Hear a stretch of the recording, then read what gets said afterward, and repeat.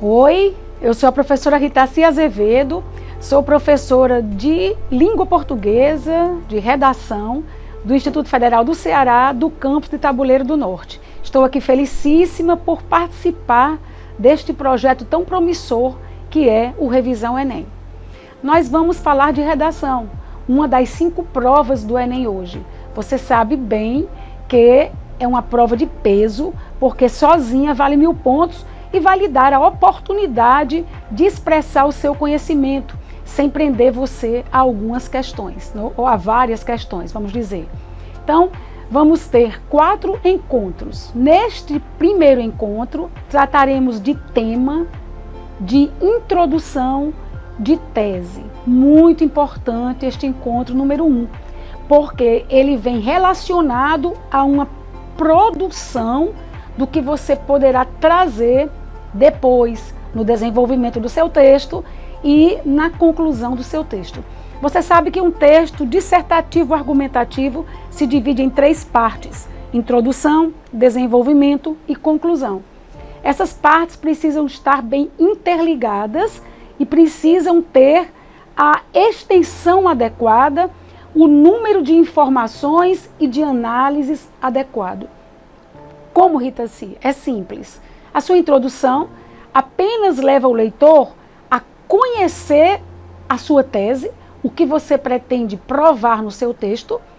O desenvolvimento vai trazer argumentos que provem a tese posta na introdução e também uma problematização que deverá ser resolvida na conclusão.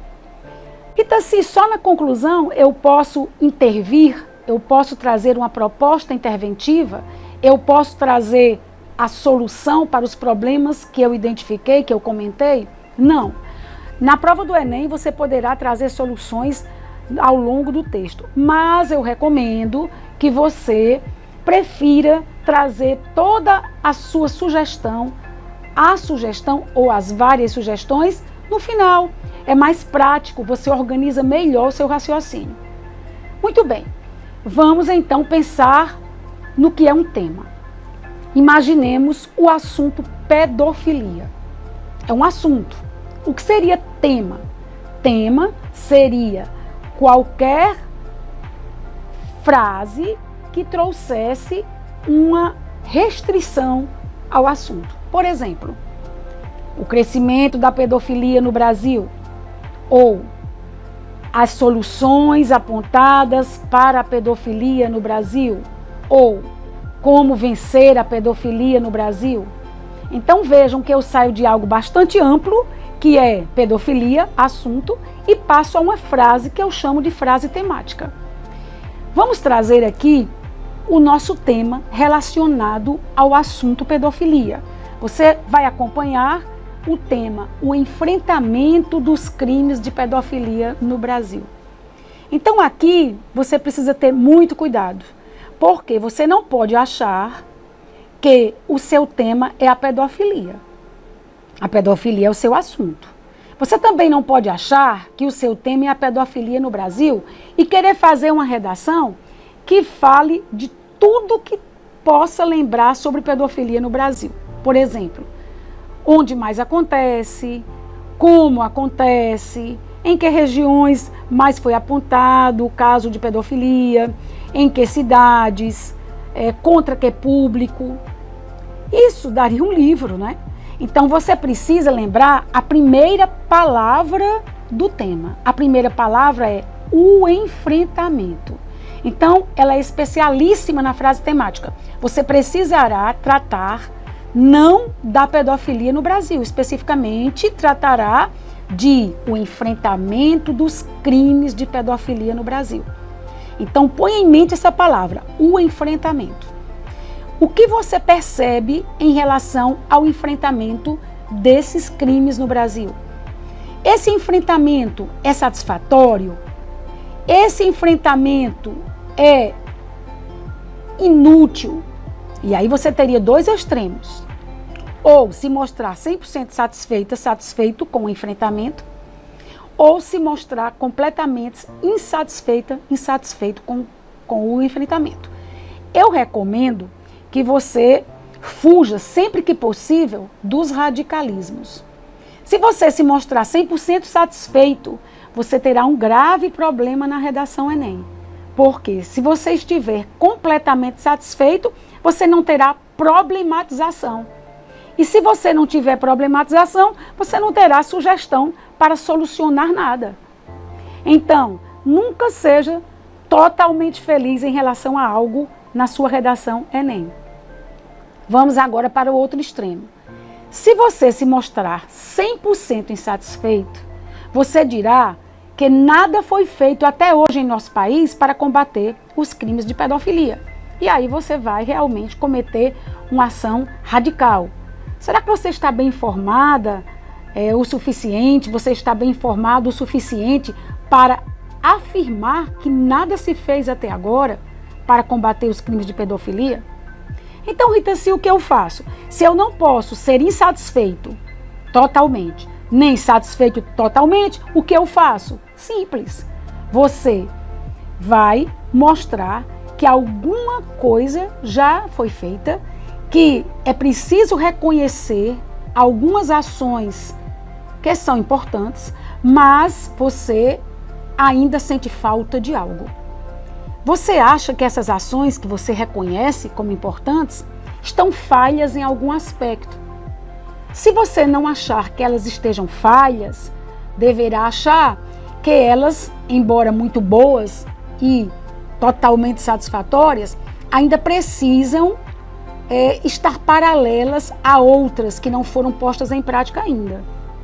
Resumindo, gente, ou as ações que existem são falhas, ou as ações são perfeitas, mas é preciso que haja outras, estão faltando outras, ou ainda uma terceira opção, que seria as ações existentes serem falhas e ainda serem necessárias outras. Então você tem aí, você observe aí na nossa projeção que a primeira decisão sua é esta: o que eu vou defender? O que eu vou tentar provar? Porque essa decisão vai contribuir para a construção da sua tese.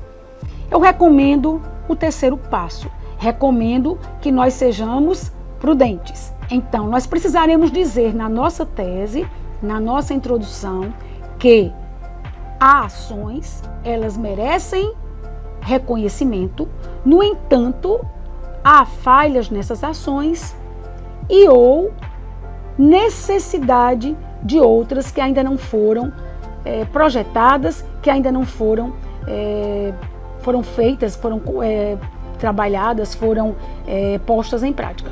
Então, vamos sempre ter isso em mente. Bom, depois de escolhido o nosso caminho, vamos fazer o nosso plano de texto. Observe a sua tela. O que é esse plano de texto, Rita C? É o que eu vou fazer em cada passo. E os passos a que eu me refiro são os parágrafos. A redação do Enem pode ter 3 parágrafos, 4 parágrafos, 5 parágrafos. O importante é que a introdução seja menor que o desenvolvimento. Esse desenvolvimento pode ter 1 parágrafo, 2 ou 3. E que a conclusão também seja menor que o desenvolvimento. O próprio nome já diz, desenvolvimento é a maior parte, é a parte desenvolvida do texto. Agora, não é só tamanho que interessa. Eu preciso realmente ter os parágrafos do meio mais robustos, maiores, não só porque tem mais linhas. Eu preciso ter parágrafos que tragam análise, detalhamento, explicações, justificativas, exemplificações. Eu preciso de parágrafos que deem força à minha tese que foi posta na introdução. Ah, Rita, se a tese precisa ser algo impressionante? Não, ela precisa ser algo que vai ser bem provado. Precisa ser algo que você conseguirá defender bem. Então, vamos ver aqui um parágrafo que eu trago para que seja a nossa tese. Vamos ver esta proposta de parágrafo. E aí, ao decorrer da leitura, eu vou também discutir outros aspectos, como um que eu sei que incomoda um pouco vocês, que é aquela preocupação com o repertório sociocultural. Gente, vamos à leitura. Os crimes de pedofilia previstos no Estatuto da Criança e do Adolescente, ECA, vêm recebendo atenção no Brasil, devendo-se admitir que existem ações notáveis voltadas para o seu combate, como a provocação do Senado Federal à votação de projeto de lei que os enquadre como hediondos. Então vejam que a minha primeira frase traz o reconhecimento de que algo já é feito no Brasil contra os crimes de pedofilia. Agora vamos à nossa segunda frase. Lamentavelmente, apesar de essa propositura ter sido feita em 2018, até o momento não foi atendida e outras ações, embora imprescindíveis, são falhas e insuficientes, precisando ser avaliadas, reforçadas e complementadas com outras também relevantes para o enfrentamento do problema. Olha, gente, eu trouxe o meu ponto de vista. Rita, sim, qual é o seu ponto de vista sobre o enfrentamento dos crimes de pedofilia no Brasil? O meu ponto de vista é de que algo já está sendo feito, como a propositura de projeto de lei no Senado Federal para que os crimes de pedofilia se tornem hediondos, e de que isso não é suficiente, é importante, mas eu ainda preciso de outras ações. Eu preciso combater falhas de ações já existentes e preciso também de outras ações que deverão ser acrescentadas. Então, essa é a minha tese.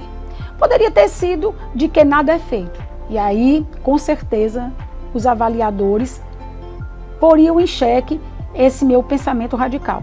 Poderia ter sido a ideia de que está tudo perfeito. E aí eu estaria em maus lençóis, porque depois eu não teria nem do que reclamar. E se eu reclamasse, eu teria uma incoerência. Então aqui a nossa introdução, feita em 2 frases. Até digo a vocês que não construam um parágrafo com uma frase só. Uma frase, não.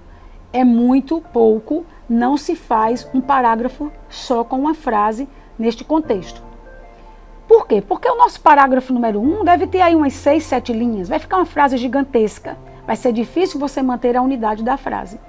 O nosso parágrafo número 2 é maior ainda. Deve ter aí umas 8, 9 linhas. E aí vai ser difícil você escrevê-lo com uma frase só. Você vai se arriscar muito mais. A frase provavelmente não terá unidade também.